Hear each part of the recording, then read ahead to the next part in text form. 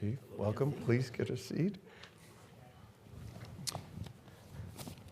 Please join me in welcoming the only person who has served as both commissioner for the NYPD and chief of the LAPD, among a number of other postings, Bill Bratton.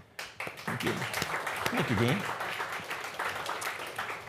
So, Bill, I want to talk about first, certainly some of your experiences, but certainly for our students who are here, to talk a little bit about your approach to leadership.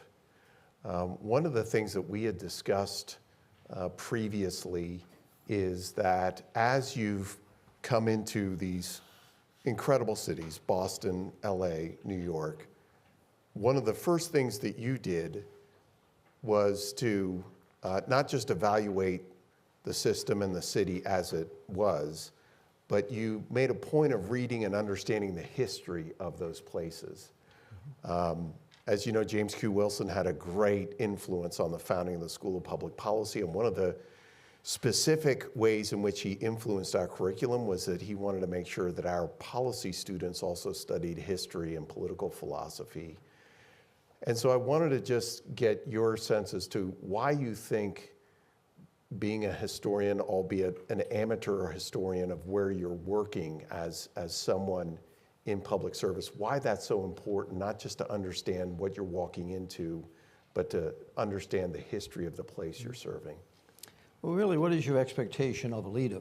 It's the idea that a leader in any profession, any environment, is you expect that leader to have vision. You expect that leader to have ideas, in my case, I think of myself as a transformational leader, and that's the type of leader you want, somebody who's willing to change things as they are and improve them, or deal with crises. Myself as a leader, I look for cities that are in crises in my profession. Boston, growing up in that department. LA was in crises when I came here. New York, in both instances, was in crises. And that's me. I'm a transformational leader. And to be successful as somebody who looks for crises, environments that are in crises, you have to understand what caused the crises they're in. And to understand that, you have to understand the history. Yep. You have to, and have also learned from the history so that when you come in with your ideas, that they're potentially applicable to your new environment. I do a lot of comparisons in my writing, my books, and my speeches between the police profession, the practice of policing, and the medical profession, the practice of medicine. Because we're constantly practicing and learning. We're always evolving. We're on a continuing journey. We're never going to arrive at a final destination. Public safety is never going to arrive at a point in time where everything is safe and going to stay safe.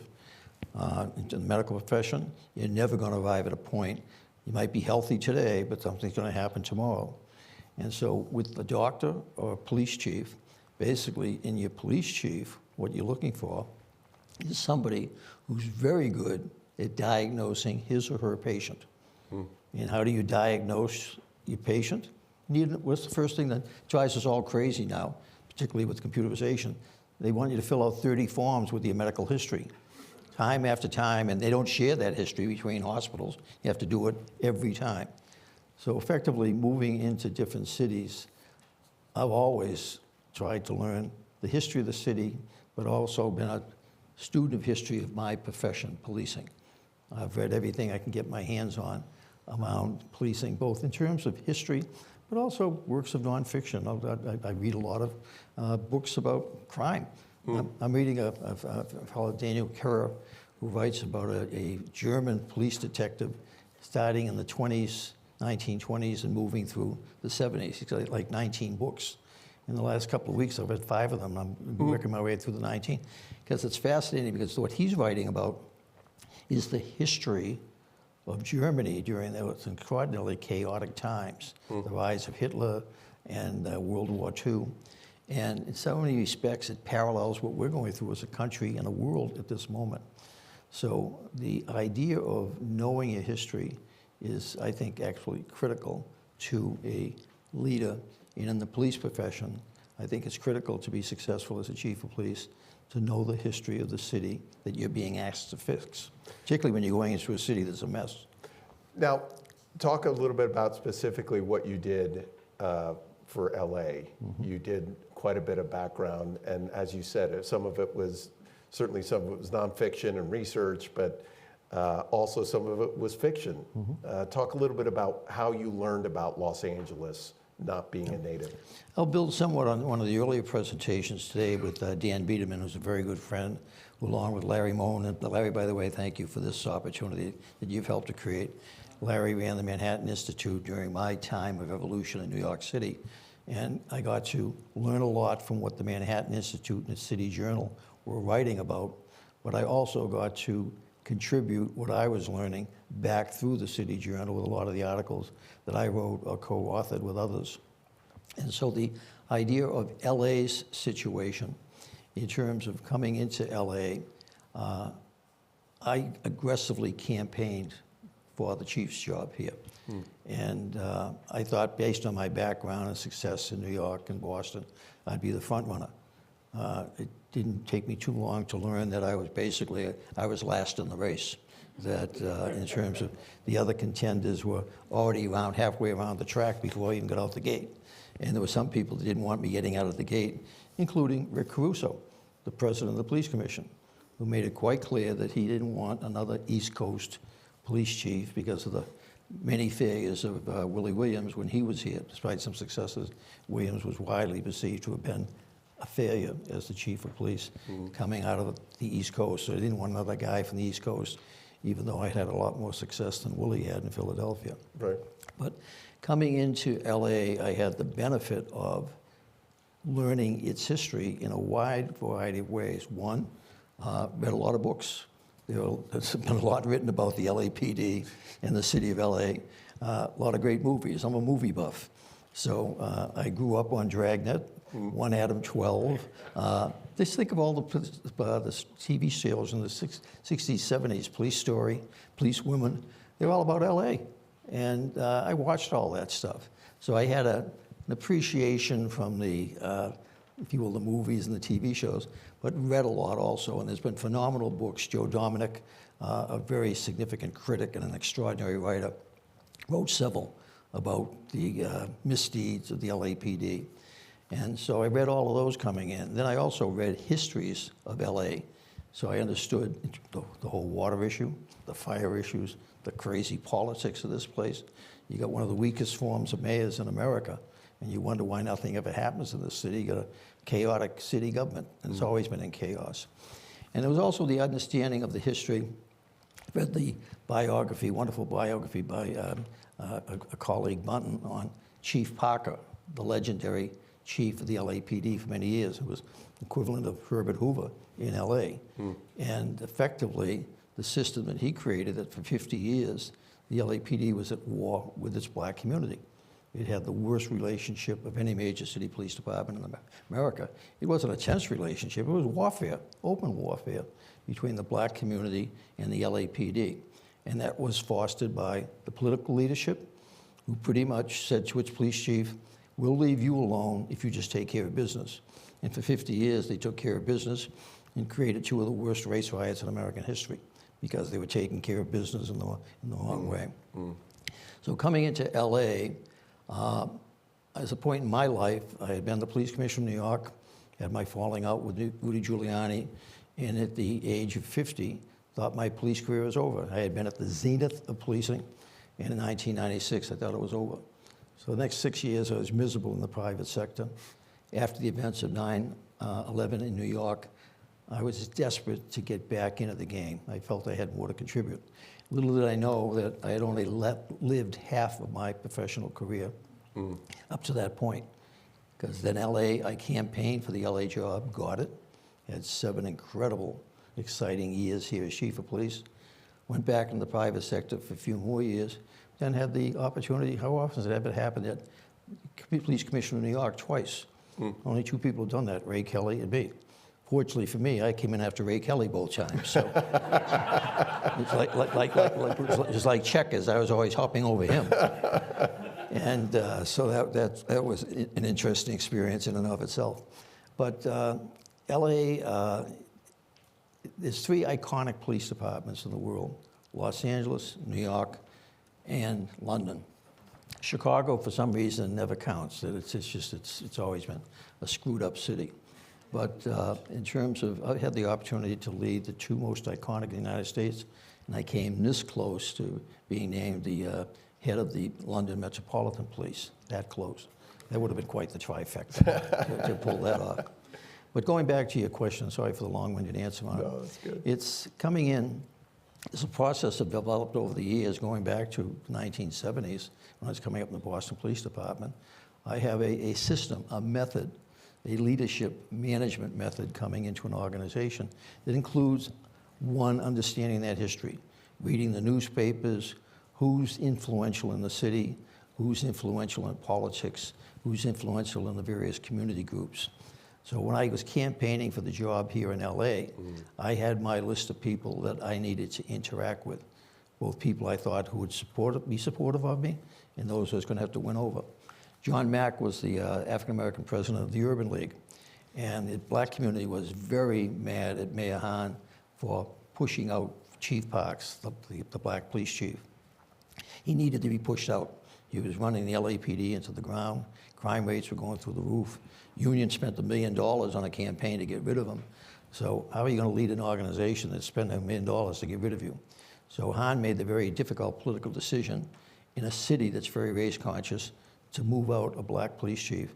And then he decides to hire the white guy from New York City to come in. And it cost him the next election. He knew it was likely to cost him in the next election, but he felt it was necessary to address the most critical problem. There were 2 critical problems at that point in time in LA: the secession movement in the Valley, which was being driven largely by the race issues and crime, and the fact that crime was in free fall, not free fall, basically free launch. It was going through the roof. So coming in, I remember going around touching bases with different people in the city, going in to see John Mack, and it was like walking naked into a freezer. That he was not interested in seeing me, and I really almost had to force my way into the office. We subsequently became the best of friends. I gave one of the eulogies at his funeral. He ended up my boss. He was the president of the police commission when I was the chief of police. Fortunately, we had a relationship that had been formed during that transition phase. So coming in, I do the history. I do a cultural diagnostic of the department. And by that, there's a number of things you do. You do focus groups, you do surveys, you send out anonymous surveys to all the personnel, civilian, different ranks. And basically, when those surveys come back, you get a sense of where is the department at its different levels versus the vision I had. Where do they match up with what are things that they're supportive of that I want to do? What are they not supportive of things that I think need to be done? And then how do I get them onto my platform? So the cultural diagnostic is the way I go about doing that. The next phase of it is taking what we've learned, what are, in the case of New York City, I'll take a step back. New York, there were 7 crime issues, 7 significant issues that I needed to have strategies to address. But I had to basically get support from within the department to implement those, help design them, and then embrace them, and then implement them. And so that's where the re-engineering process came in. By effectively, I had over 1,300 personnel in the department who volunteered to sit on committees to effectively address how do we get these 7 strategies in place and make them effective. Buy-in, getting people to take ownership of it. And I write extensively about this in my second book, Collaborate or Perish. Collaborate or Perish was written at the time of the Arab Spring. And it was 20-some-odd case studies talking about organizations that failed, organizations that succeeded around the idea of ability to get collaboration. I've never had a vote of no confidence from any of my police department unions. I've worked with them, fight with them from time to time, but the idea is to understand through the cultural diagnostic, what are their issues? How do they match up against my issues? Where do I find common ground? And it's worked. And I think by all accounts, the 7 years in LA, I had an extraordinary, and I should emphasize this, I had the ability in all of my organizations to pick my team. Jim Collins writes a great book, Good to Great. Some of you may be familiar with it. And he talks about the bus.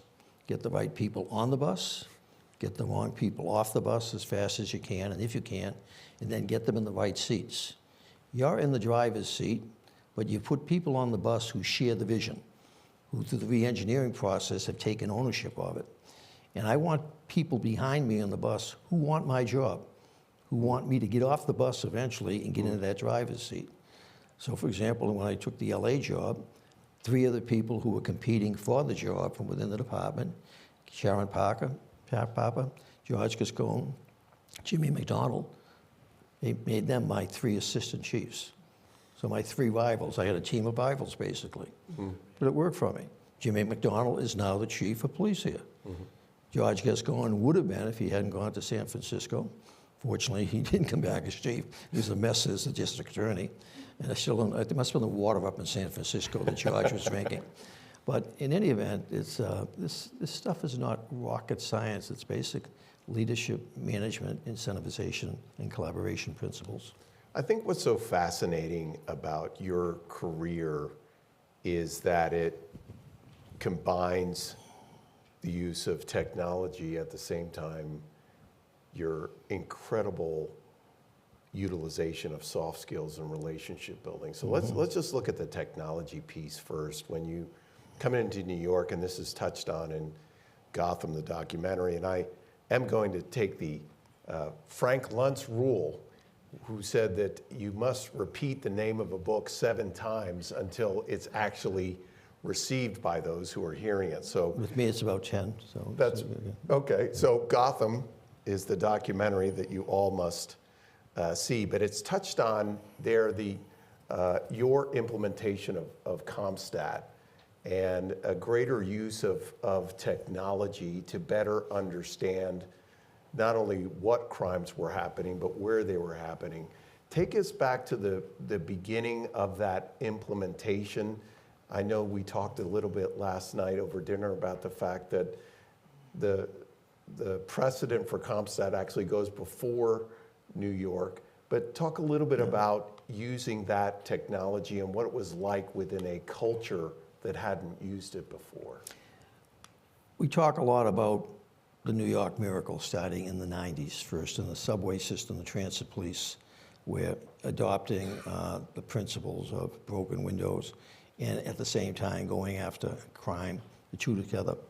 But it goes back to the 1970s, actually, in the sense of all that I've embraced, all that I've sought to provide leadership in implementing and policing came about as a result of my experiences as a young sergeant, lieutenant in the Boston Police Department in the 1970s, and also being exposed to one of the unsung, I believe, transformational heroes of American police leadership, Bob DeGrazia, who came into the Boston Police Department, which was a mess when I joined it in the 1970s, and literally shook that place up, turned it upside down, and created opportunities where basically at the age of 28, I was a sergeant in the Boston Police Department, where the average age of sergeants was in the mid-40s.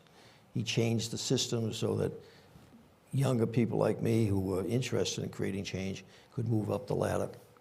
But one of the assignments I had was effectively to create a neighborhood policing program in the 1970s. And the program entailed going into neighborhoods to set up community meetings. And I'd put posters all over a neighborhood saying, come meet your local police tonight at the local town church hall or whatever. And I'd bring the cops that were assigned to that sector to that meeting. They did not want to go. They had no interest in getting out of their police cars and going to those meetings. But effectively, you had the ability to order them to come to the meeting. And at those meetings, I had 2 young women that were working with me in this program who were recording, like in a meeting like this, the comments. And these were some of the highest crime neighborhoods, and many neighborhoods in Boston were high crime in the 70s. And so I was armed to the teeth talking about technology. Some of you might be old enough to remember the old computer sheets with the green paper, 3 feet wide. I was a bit of a computer whiz back then. I'm a Luddite now. I have the hardest time trying to program, but technology has blown past me. But back then, I was pretty good with those green sheets and setting up initiatives and programs. And I was armed to the teeth with the crime statistics. And I got to those community meetings, and the highest crime neighborhoods in the city. And at the end of the night, when we looked up and did the surveying and the tabulation of the questions, it was all about quality of life. Broken windows, as Kelly and Wilson described it in 1982.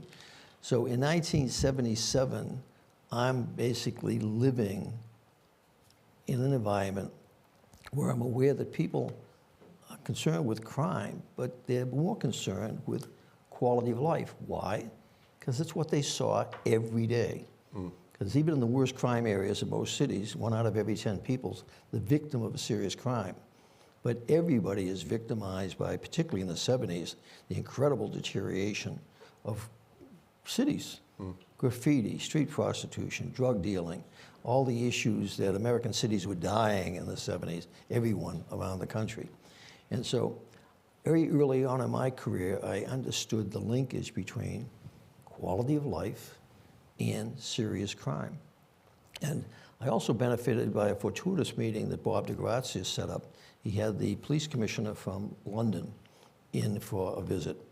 And it brought up a bunch of us young sergeants and lieutenants to the office for coffee and tea. And Sir Philip Marks was his name, this police commissioner. And he passed around a document, Sir Robert Peel's 9 Principles of Policing, when he created the Metropolitan Police in 1829 in London. Google those 9 principles of police and read them. They are more applicable today in 2025 than they were back in 1829. They are my Bible. They are the platform I have stood on since 1977. The first one resonated with me right at the get-go when I read it. The basic mission for which the police exist is to prevent crime and disorder. I was living it. I was going to these neighborhood meetings and people were talking about the disorder. It was concerned with the crime, but what was happening in American policing in the 70s and 80s, and I was a recipient of this, we were being taken off the walking beats, like the British Bobbies for over 100 years. We policed cities with walking beats. The officers knew and dealt with quality of life offenses, and by doing it, they prevented a lot of serious crime. But then in the 70s, within the first year of my joining the Boston Police Department, I was taken off my walking beat in an all-black neighborhood and put into a police car. America went mobile, American police, in the 1970s, and we began to lose the cities. And Kelling wrote eloquently about this, and then teaming up with Tim Wilson with the 1982 article, captured the appreciation that by not focusing on quality of life, we were effectively compounding the serious crime problem. So the 1994 revolution in New York City was actually occurring for me in the 1970s. What I advanced into 1994 with was things I was working on and succeeding with in the 1970s, including crime mapping. Because in my guard room, where my cops would meet for roll call, I put up gigantic maps of the district with plastic acetate, and I had a clerk every night take all the crime reports and put little dots on the map, different colors for different crimes. And what did we quickly see? Clusters, patterns developing. We would see 3, 4 dots, and I would have the police reports in file cabinets for every one of those dots. So the cops coming in from days off could see the map. Geez, a lot of crime going on in my sector. Go to the file cabinet and look it up. And then I developed what I call directed patrol farms, which was the idea of precision policing that we really developed now in the 21st century. What was precision policing? Putting the cops on the dots where the crime was occurring by basically, instead of having, it was referenced this morning that 3% of the city's streets in New York where something like 50% of the crime occurs. Well, it was quite apparent on my maps of the future, if you will, in the 1970s. So much of what I was able to, and part of my motivation for moving up in policing, and then also wanting to get to New York as police commissioner, as far-fetched as that would have seemed in the 1970s for a kid from Boston, was the idea to change the profession you needed to effectively have a big enough platform to stand on. And the biggest platform in America, the two biggest, were Los Angeles and New York. And I got the opportunity twice in New York and here in LA to get on the biggest stage and have basically the equivalent of a Broadway hit. I don't know what the equivalent would be here in Los Angeles, but effectively to take the leadership and vision and be able to bring it into environments where it could be shared and expanded.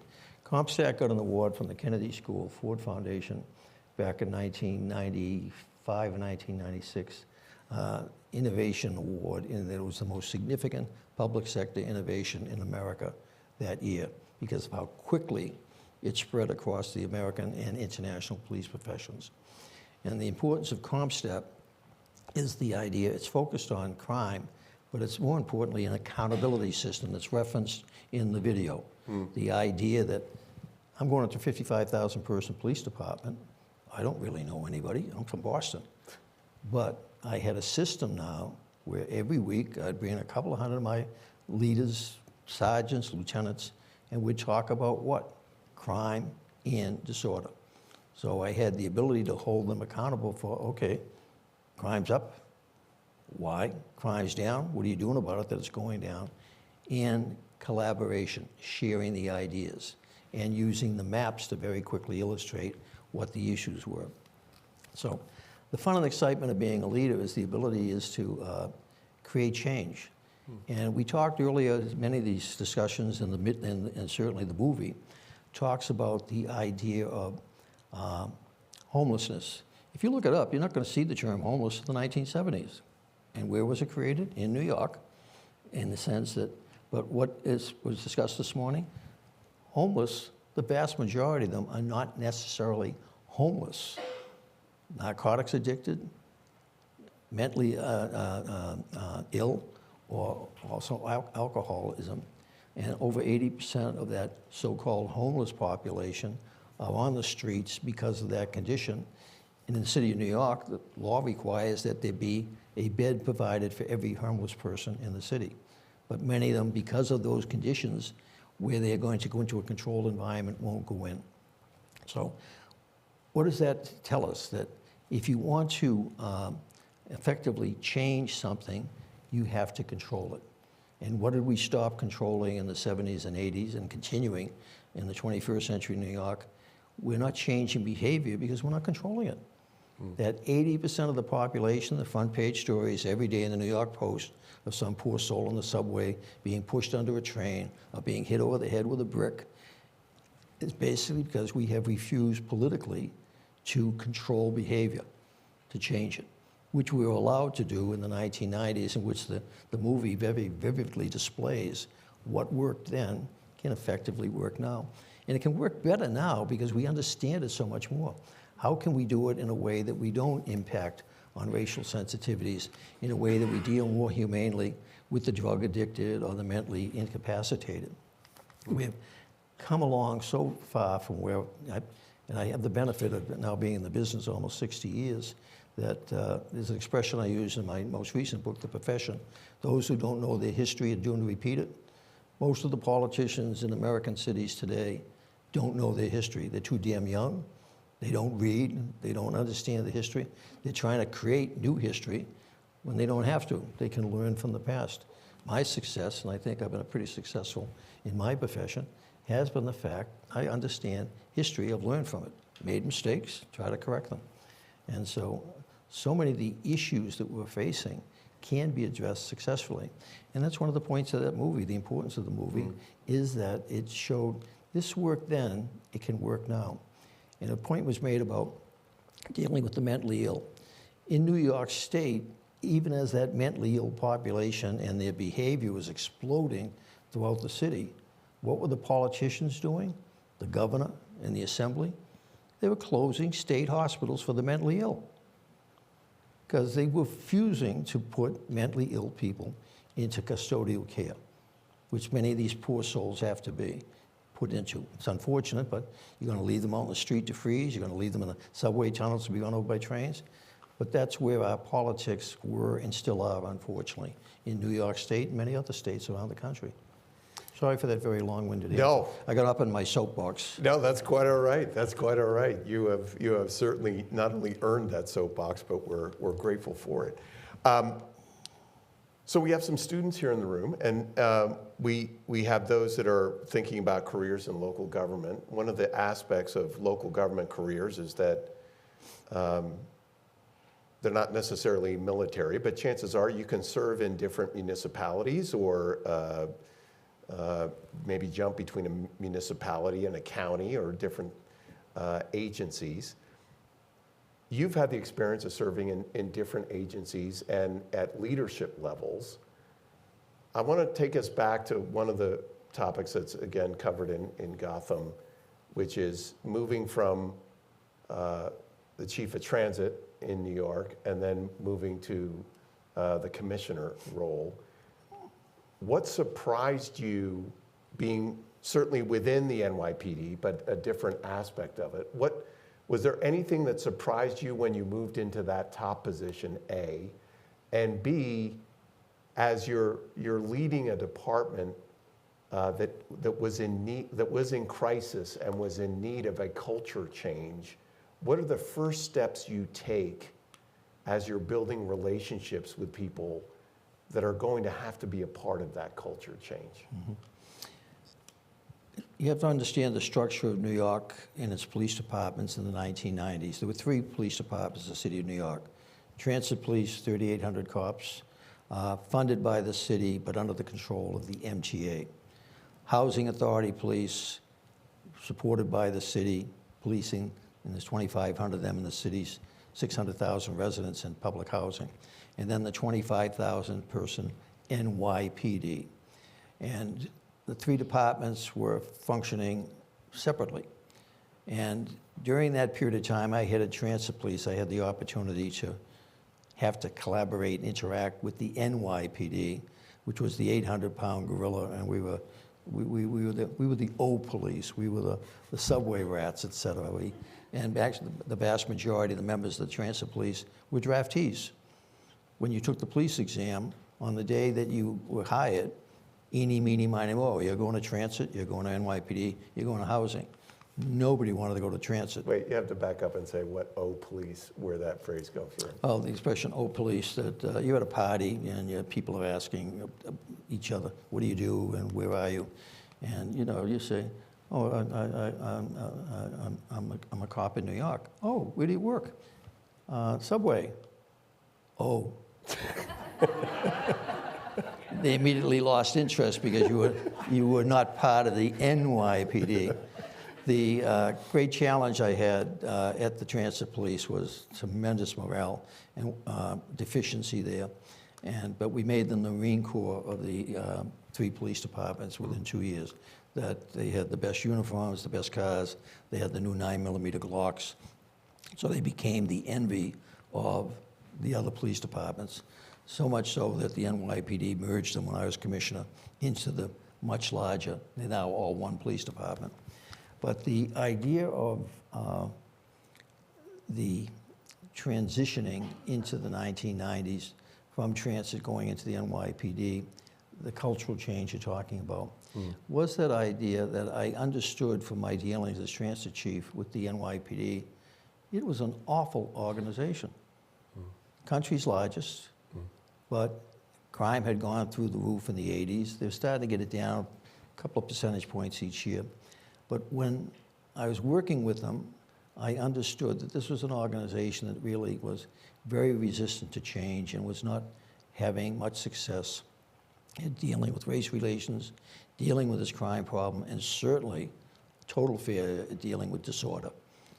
And the 3 issues of the day in New York were race, crime, and disorder. And so coming into the police department as its police commissioner, what did surprise me was, as much as I know about the organization, I really did not understand the totality of how bad it was, in the sense of the detective units, for example. Most of them were working Monday to Friday, 9 to 5. But when we looked at where the crime was occurring, it was occurring after 5 and on the weekends. Our warrant units, the units that would go out to arrest people wanted on warrants, the warrants units would start at 8 o'clock in the morning and start knocking on doors by 9 o'clock. Criminals, meanwhile, had already gone out onto the subways and onto the streets and were committing their crime. So we changed that, so they started knocking on doors at 3 o'clock in the morning when the criminals would be home. And just all types of, they were just so wedded to systems that had not changed. And leadership also, that when I went into the organization, the Jim Collins, get the right people on the bus, and I asked the seniors, the super chiefs as they call them, patrol, detectives, how much do you think we can get crime down next year? Well, based on their experience the last couple of years, well, Commissioner, maybe 1%, 2%. I was looking for a 10% reduction. So I got rid of all of them. They got off the bus very quickly and brought in people who felt that we could get more than 10%. That first year, we did get, I think, about 12%. At the end of 27 months, overall crime in New York City was down 40% because they had the right people on the bus who believed they could do better. And effectively, to get the right people on the bus, I lowered the average age of the leadership team from the 60s down to the late 40s and early 50s. And I jumped people up 3-4 levels in the rank structure. And that was one of the benefits of New York and Los Angeles, the ability to effectively move people up, that you went, and my predecessor, Ray Kelly, and Ray was a great commissioner, phenomenal job after 9/11, and just an extraordinary police commissioner, but very different management style. He would never think to move somebody from a 1-star chief to a 4-star chief, because he was locked into this hierarchical structure. You do it one step at a time, and it might take you 20 years to get those 4 steps. I'd do it within one promotion, and it made the difference. It was the catalyst, this idea of creating change. And I might make a point in terms of, well, we're on this point about New York, and it ties into why we're here effectively in terms of James Hugh Wilson, taught here for 10 years, and the co-author of Broken Windows. But Wilson, who became friendly with through Kelling and Broken Windows, and had the opportunity to do some lecturing with him and being interviewed several times by him, was asked in a great book talking about books. And this book is called, and once again, I love to read and I love to read history. This one is by a very well-known economist. It's called Modern New York, The Life and Economics of a City, Greg David. And his point was that the crime turnaround, the turnaround in New York City in the 90s, crime reduction was an essential element and maybe the most significant catalyst, but there were so many other things happening, and he writes eloquently about all the other things that were going on in the city at that time. But he referenced in that article, let me just read a paragraph out of this book, and it references James Wilson. James Q. Wilson has no doubt about why crime fell so dramatically in New York, and the reason is not national trends or Rudy Giuliani's leadership or Bratton's adoption of broken windows. Rather, all the strategies Bratton implemented were designed to change the way the police saw their job. The bigger change in policing in this country that's occurred is usually associated with Bill Bratton, Wilson said in 2011. And that's a correct association. I felt quite proud about that, correct association. He made a huge difference, but people misstate what the change was. They say he adopted the broken windows theory. Well, I'm not sure he did. And if he did, I'm not sure it made much difference to the crime rate. What he really did, his fundamental contribution, was to persuade the police that your job is not to make arrests, your job is to prevent crime. The cultural change that we made in the NYPD, in the LAPD, and that was made in policing in the 1990s, and I was part of the executive session of policing at Harvard University, interestingly enough, funded by Ronald Reagan and Ed Meese, in terms of they helped to create community policing at Harvard University, of all places. Could we imagine our current president supporting an initiative at Harvard University? But what that did, it created community policing. And what was community policing all about? Partnership, problem solving, and prevention. And what was it all about was the idea of focusing not just on crime, but on quality of life at the same time. So the cultural changes that we brought about were police departments understanding they had to return to 1829, that their basic mission, the culture of policing, needed to be about the prevention of crime. And when I'd give my talks at roll calls, when I'd go out to talk to the troops, we talk about, good, these crime numbers are great, that we're lowering crime, and we want to get you guys out there making arrests and dealing with disorder. But it's much better to take satisfaction for preventing a crime rather than making an arrest for one that's occurred. Because the victim certainly would much prefer to not have been raped, robbed, or had their apartment broken into. So your role in terms of working with the community is to prevent crime and measure your success by the prevention of it. And how do you do that? How do you measure something that never occurred? Well, one of the ways is measuring what had occurred in the past and where it is now, and to take satisfaction from those crime reduction numbers, and to take satisfaction from the communities, whether they're communities of color or not, are effectively more supportive of you than they've been in the past. So I want to leave time for questions from the audience. Before we get there, that paragraph that you just quoted from is a perfect segue to something else I just wanted you to touch on before we go to the audience.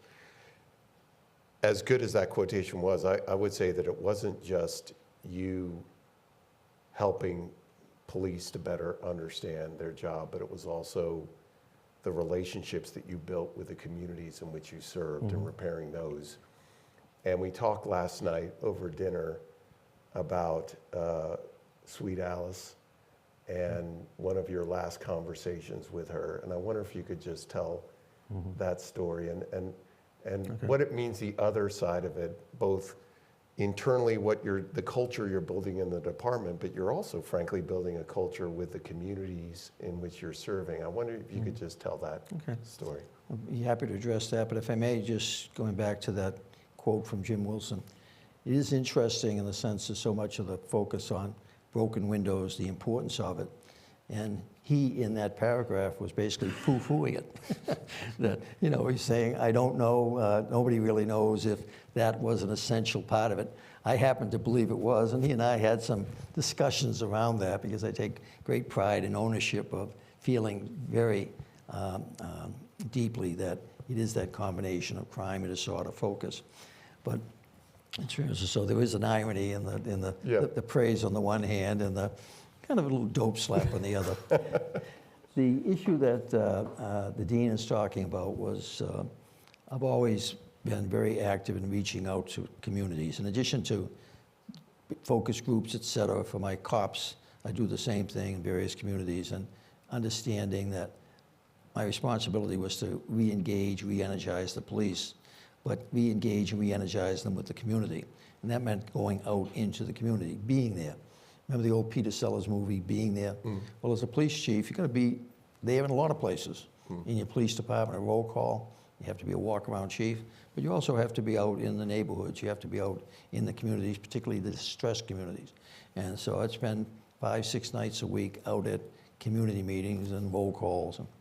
But in South LA, down in the Watts area, there was a community activist down there, Sweet Alice, who unfortunately is in some problems in LA right now at the moment. But born on a sharecropping farm down in South Carolina, like so many African Americans, moved to LA in the 50s and 60s and set up a community help effort in South LA. And Sweet Alice was a remarkable woman who basically my lieutenant for community affairs, Fred Booker, said, you need to go meet several people in the African American community. One, you need to go meet the barbers in the barber shops. So Fred Tolliver in his barber shop was one of those people who was very helpful to me understanding, as all these guys would sit around his barber shop complaining about the cops. Go down and sit in his barber shop and listen to them complain about the cops and understand what their problem was. But then going to see Sweet Alice and seeing the effort she was making. So when the time came after 7 years to leave to go back to New York, that we were making the rounds, went down and saw Tolliver. One of my proudest awards is the Barbershop Award. There's a barbershop association in South LA of largely the African American barbershops, and I got the first award that for community affairs that they gave out. So it's one of all the awards I've gotten, it's one of my proudest that in that very activist community, the barbershop. But the other one was Sweet Alice, that she was so helpful supporting me and the efforts and interacting with the police department and trying to get the police and community together. And as we were leaving, my wife and I went down to say goodbye to her, and a very emotional goodbye. And she's giving me a big hug, and she, steps back and is holding on to me, and she's looking up at me, and she's got tears in her eyes, and I've got tears in my eyes, and she says, "You know why we like," and she had this delightful Southern accent, "You know why we all like you so much, Chief?" And I said, "No, sweet Alice, why is that?" She says, "You see us. You really see us." Think of that expression, you see us. You see us. Minority communities oftentimes feel that we don't see them. And I was very fortunate, some of my early college education, I had two great courses that I took, my degrees in law enforcement, but I don't remember any of the courses I took in law enforcement. But I remember two courses, art appreciation, my Boston accent, that's art, A-R-T, and urban geography. Betsy Useem, art appreciation with Dr. Arvanites. The college I went to, Boston State College, was next to the Museum of Fine Arts and the Garden Museum. It would hold our classes in those museums. And I grew up liking Norman Rockwell on the cover of the Saturday Evening Post. That was the art I liked. And then eventually became to like some of the contemporary stuff, but still have no interest in modern art, have no interest in Picasso's, no interest in Renaissance art. But what I learned with Dr. Arvanites was to see the picture, but then look behind it. What was the importance of that art form at that time in history? To effectively see it and appreciate that, what was the importance of Renaissance art in history? What was the importance of the Impressionists? What was the importance of contemporary art in the sense of how people were displayed? And so that was a beginning of appreciation to not judge a book by its cover. And same thing when you're riding through South LA as a young cop or as a chief of police. You got all these young African-American kids down there with the white T-shirts, and the idea to understand that don't, in a sense, see them all as the same. The idea that the reason so many of them wear the white shirts is they don't want to wear blue or red because they don't want to be associated with the Crips or the Bloods. So the white T-shirt is basically it's a uniform they wear to effectively help to safeguard them against some of the crazy retaliatory actions that are happening. So Sweet Alice's idea that you see us, you really see us. And then urban geography with Betsy Useem. In the 1970s, American cities were dying. They were over. Everybody's going to move to the suburbs and leave the cities to the minorities and the poor. And we're all going to live happily ever after in the suburbs and out in the country. And we cannot survive without cities. Cities effectively bring us together. And this is where the police are so important. Because if you make it safe, everybody will come. Whites, blacks, from all over, other countries. But the importance of it being safe, because if it's not safe, those that can afford to leave, and oftentimes that's the more affluent, oftentimes that's the whites in our country, they will leave. And we've seen that throughout history. And so the importance of making it safe so everybody can come in and work, be educated, be entertained, is critical. And so Betsy Useem's class on urban geography, understanding the history of cities, how they came to be, why they came to be, medieval times, why they were the walled cities, walls to protect the people inside from the barbarians outside, and creation of the Metropolitan Police in London, 1829. Why? To effectively help to make a city that was getting out of control as it was getting bigger and bigger, to have a uniform force that would be of the people, for the people, to police the people. So in terms of the idea of you see us, I gave that storied a eulogy for a New York City police officer murdered at Christmas time in 2014, two of them murdered in their police car. And Joe Biden was the vice president at the time, and Biden came to one of the funeral services and heard that eulogy. And very frequently after that eulogy, you would hear him use that phrase about, "I see you," or "we see you," because it resonated with him. And it's one of the things that I kind of take great pride in, that when I look at cops, I try to not just look at them in a generic way, understand that each of them is a different individual. And when I look at community members, I might not like what they're saying at a certain time, some of the stuff they're saying to me. I might not like some of my union leaders at times, things they're saying about me, but the idea is to, in a sense, kind of look behind them in a sense of what's motivating them, what's their history. Let's open up to questions. Yes, of course, Larry. It's more really just to reinforce something that you said, Pete, at the beginning. I work with public leaders. Have you got the mic there for Larry? I'm not sure, Yeah, Larry, here you're we go. projecting to the We'll back. get it for the recording, too. Thanks, Logan.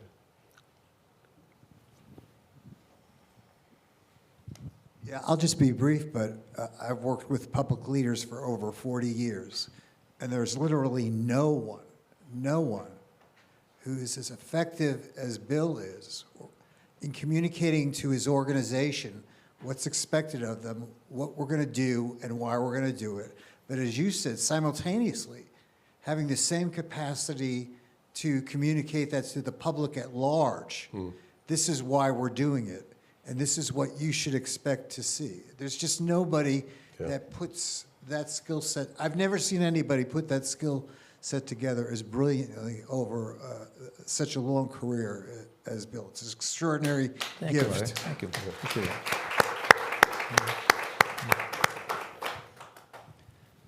Raphael? So I'm sitting here listening to you, Commissioner Bratton, and you're talking about your appreciation for history, your voracious consumption of academic insights, the importance of data fluency, and I come away with the understanding that you take a very cerebral approach to police leadership. But you also talked a lot about cultural change. And I think about the qualities that you have and some of the other really great police leaders have, and they're relatively rare in the rank and file when you are looking at police officers in departments who are coming up through the ranks. And one of the things that we're seeing in New York City now is a police commissioner who's enjoying a lot of success, who is a civilian, who is not coming into the position having worn a badge and a gun. And I just wanted to get a sense from you as to whether you think that's an aspect of cultural change that more police departments could stand to learn from, which is to say that maybe it's time for us to make more room for leaders who share those kind of cerebral qualities, but who maybe didn't necessarily actually serve on the force, which is something I expect that there's a lot of, there would be a lot of pushback for against. Talking about Jessie Tisch, Jessie is a wonderkind. She's a phenomenal woman, and she's done something extraordinarily unusual in American policing in that she did not come up through the ranks. Very seldom in policing is there a police leader who has not come either up through the ranks of the department or in the instance and occasion that somebody from the FBI will be brought in to a police organization, lead it, oftentimes will fail. There's only one that I've ever seen succeed, and that was, I think it was Kelly, came out of Kansas City. Most of the others have failed because it's a very different environment, federal versus state and local. But, so Jessie is an outlier in the sense that I don't think she's ever probably shot a gun, for example, and she certainly has not been through a lot of the training and the coming up through the ranks that most American police chiefs start at the bottom, and that's one of the strengths, and then work their way to the top. In her instance, that fortunately for her, apart from being brilliant, she's got 3 degrees from Harvard, and technology, she headed up the Department of Information Technology for the City of New York. She was my deputy commissioner for technology when I was police commissioner. She's brilliant in the application of technology in the 21st century. So many police chiefs don't have a full understanding or appreciation of it, how it works, or how it can be applied in different ways. She does. But what she also benefits from is that she was hired by Ray Kelly right out of Harvard to work with him in a number of capacities. So she's been with the NYPD since, I think, 2008, 2009, and then worked, I kept her when I came in and promoted her. And then I supported her candidacy with the current mayor to become the head of information technology, separate commissioner, separate agency, and then to become the, interestingly enough, the commissioner of sanitation, Department of Sanitation. And she applied the technology there. And then I was very supportive of her for the position of police commissioner. And so the challenge for Jessie at the moment is winning the trust of the rank and file cops, which I think she will be able to do over time. Because naturally they're questioning, you know, you got this woman coming in that's never gone through what we're going through or what we've gone through.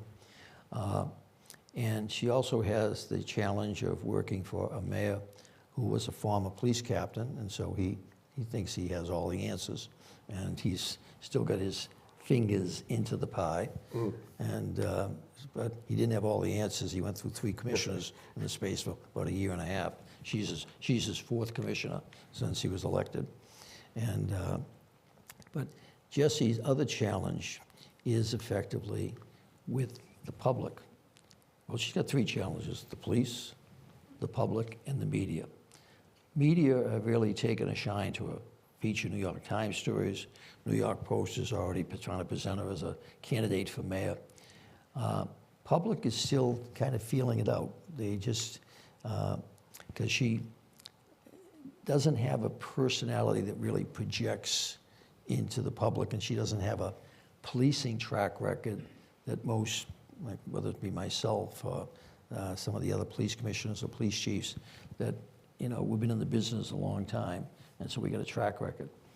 So Jessie's got 3 significant challenges. I think she's up for it, and the culture she's trying to change in the police department right now is the embrace of technology, because technology is the future. AI, all the different, I wish I was 10 years younger. I'd get back in the business just to create one police department that's going to take advantage of all the technology that's out there, to basically make it the laboratory for American policing, because there's so much exciting stuff happening. She has that capability because she is light years ahead of most American police chiefs on technology. She gets it. And so I'll wish her well, because she's the last best hope for New York City. And we got a bunch of mayoral candidates that scare the hell out of me, that, in terms of that city, as much progress as it's made, that there's only 1 or 2 of the candidates that might actually keep the city moving forward. And, but the others, I'm scared to death of them. But Jessie, I supported her getting that position, because normally I would not be supportive of somebody who is not. It's like a doctor. Do you want a doctor who's not gone through medical school, that's going to basically now prescribe for you and operate on you? Same for a police chief. And I've never been supportive of the feds taking police chiefs' jobs, because they're coming from a different profession, and most of them fail when they try to transition. We have time for one more question, but Michelle? we are going to have time after we close with the commissioner. So, yeah. So you were commissioner in NYPD, then LAPD, 2 cities that don't always like each other, competitive in many ways. What was it like going from New York to LA? Not many people make that transition. A lot of New Yorkers look down on LA. LA, rightfully so, thinks New Yorkers are crazy. What was the biggest surprising thing? Is there like something that surprised you about the people, about the institution, about the city itself? It's huge. You have to drive everywhere. You're not. So I talked earlier about it. My personality is I like challenge. I like dealing with crises, and the challenge of L.A. versus New York. New York, 8 million people, 300 square miles, 35,000 cops, 55,000 people in the department. America's largest city. LA, America's 2nd largest city, 3rd largest police force. At the time I took it over in 2002, it had 9,200 police officers.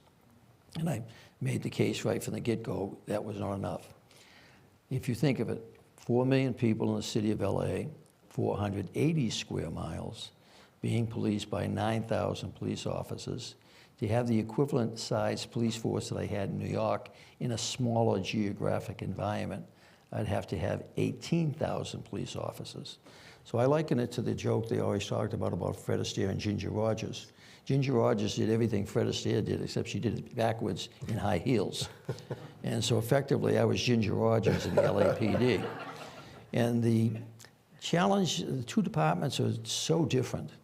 The NYPD has the more prestigious reputation, like New York and LA, the rivalry. But the reality is New York, it's big, it's huge. LA is big, but not as big as LA, as New York. And the two police departments are very different. The NYPD, because of its size, is not able to train and perform as intimately individual officers as the LAPD. The LAPD puts great emphasis on its training, on its professional appearance. You put a New York cop beside an LA cop, you could tell who's who, that just looking at them. It's just the reality. There's probably about a 20-pound difference on average. And Steve Lopez had a wonderful column when I was police commissioner. The NYPD football team was playing the LAPD football team here in LA. And so Steve went down to the game, and he went over initially to the LA bench and talking with the LA team. They were all working out, and the quarterback, and getting all buffed up. And then he walked across over to the other side, and here's the NYPD quarterback sitting there eating a submarine sandwich and smoking a cigar. And I liken it to neck sizes. The neck size of an average LA cop is probably 14 and a half. New York cop might be 18, 19. And then you get to Chicago and it's 22. So the idea of, for me, the challenge was two different cultures. I love the LAPD because its pride in its techniques, its systems, its uniform. LA cops are not as incentivized to become detectives as they are in New York. Everybody in New York wants, as fast as possible, to get the gold shield to be a detective, to get out of the bag. They describe the uniform as the bag. And unfortunately, so many of them look like they're wearing a bag. And as much as I've tried to change that, it's just because of the winter weather and the winter uniforms and just, how you have to dress for the winter weather. Versus here in LA with the beautiful weather, and police forces in California, just, they always look very different. And as a change agent, a lot of what I'd work on morale-wise with cops is changing their uniforms. The cops they wanted dark blue shirts in New York. I got them dark blue shirts instead of the Mr. Goodwrench light blue shirts they used to wear. And then got them the 9mm and got them better cars. And I'm known for basically getting things for the cops. In LA, there was very little I could get for them, other than they always want to be more training. But the LAPD is the only police department in California that doesn't have an identification patch on their shoulders. If you look at them, they don't. They have that very distinctive badge that a lot of other departments have similar type badges. The only officers that have patches on their sleeves are the motorcycle officers. And they have that little gray patch with a little cross on it. I don't know where that came from, but and why is that? Well, everybody knows with the LAPD. Every other police department in California has patches on the uniform. Similarly, the black and white police car. In New York City, Boston, every police department I ever went into, I redesigned the police cars because it's part of that idea of creating change. I did not dare touch anything on an LAPD police car. They have that city seal on the door, and they have a 3-inch letter that says LAPD police. And they got protect and serve. And I didn't dare touch the cars. There was such great pride in that.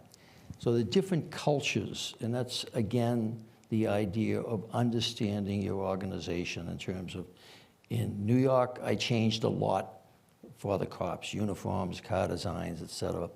In LA, I didn't have to touch that because they were already there. I didn't need to change that. What I did need to change, however, was the assertiveness of their policing. In New York, I had to push them to get back out in the streets and police because they were effectively not aggressively policing the city. Quality of life, serious crime. So we trained them better, we gave them better intelligence on how to deal with it. Here in LA, I had to push them to get back in the streets again because I'm working under parks. They had basically, they disliked parks so much they effectively stopped working. They had an expression, drive by and wave, that and the police department that for 50 years has been so assertive and took such great pride in, and they are highly trained, but they had effectively, they had withdrawn into their cars and drive by and wave. So I needed to get them out of the cars again, but I needed to get them out of the cars and change the culture of the assertiveness that was alienating the black community, Latino community. And what am I talking about? You've all seen those videos from the 1990s where they have 20 or 30 black kids on their knees with their hands behind their heads, basically, proning people out on the street. And back in the East Coast, you damn sure not dare to do that. But that was the standard practice here. There was a rationale for it from a safety standpoint, but a lot of it was also, we're in control, we're in charge. So it was the idea to keep them, get them back to being effective again, because the crime rate was going up, but get them to be effective with a more moderated form of policing. To take those great skills that they had, that great interest in policing, that great pride, but tone the culture down a little bit. And I think we were able to do that. Even the LA Times, after 7 years, talked about how race relations had improved for the first time in 50 years. And in New York, people were celebrating that the police effectively had become more assertive. But then we ran into the whole stop, question, and frisk controversy. So that's where I talk about the doctors. A doctor, you want to go to a doctor that prescribes the right amount of medicine for your illness. In New York, for a while, we were using too much medicine, stop, question, frisk, when the patient was getting better. Crime was going down, but stop, question, frisk was going up. Should have been the other way. And we were able to prove that in 2014 because we then reversed it. In LA, it was the idea of, as the doctor prescribing the medicine, we needed less intrusive medicine. We didn't need radiation or chemotherapy. We could effectively get by with a lesser form of dealing with the cancer. Okay. Please Sorry join for me that in long-winded thanking answer. Bill Bratton. Thank you all. Thank you. Thank you. That's very good. That will bring this conference to a close. We invite you all. We do have some food outside as a reception. Frankly, you might as well hang out because getting back on the highway now makes no sense at all. And of course, PCH is closed. So, I mean, you know, there's no benefit. I want to thank Shaylin Garrett, who's just about to walk out, who has made and organized this whole event here. Shaylin, thank you.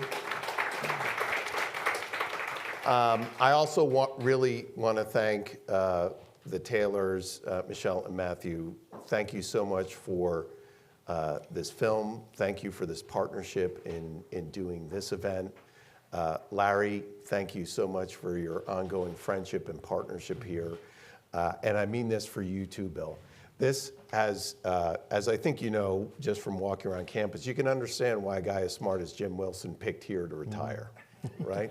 Beautiful campus. At the same time, I want you all to know that this is an academic home for all of you and each of you. An acknowledgement also, because he came back, Dan Biederman, that I can remember flying over New York City when I was commuting back and forth, interviewing with Giuliani, and at night, and the flights, the way the planes, they come down the Hudson River, then come back up the East River. And New York is a very, with the exception of Times Square, it's a very dark city, believe it or not. It has 1/3 the street lights that Chicago has, and the streets are very dark. And you'd see these bright spots in Manhattan. And what I was looking at was Bryant Park. What I was looking at was the Grand Central Alliance, because the street lights that he put in was 3 times what the average city street light was in New York, and so much brighter. And I used to think of it as like looking down like on an oasis in the desert. Here were these bright spots on that dark landscape of Manhattan. So as we've been talking about a lot of this, Dan was instrumental in really showing, as he described this morning, much the same as I think I and my colleagues in the department showed, and as Wilson, we talked about that we changed the idea that police could do something about crime. Dan showed that you could effectively, in the midst of all of the despair of the 1980s, you could bring New York City back. And he did. And Manhattan Institute reported on it, thankfully, and spread the word. Thank you.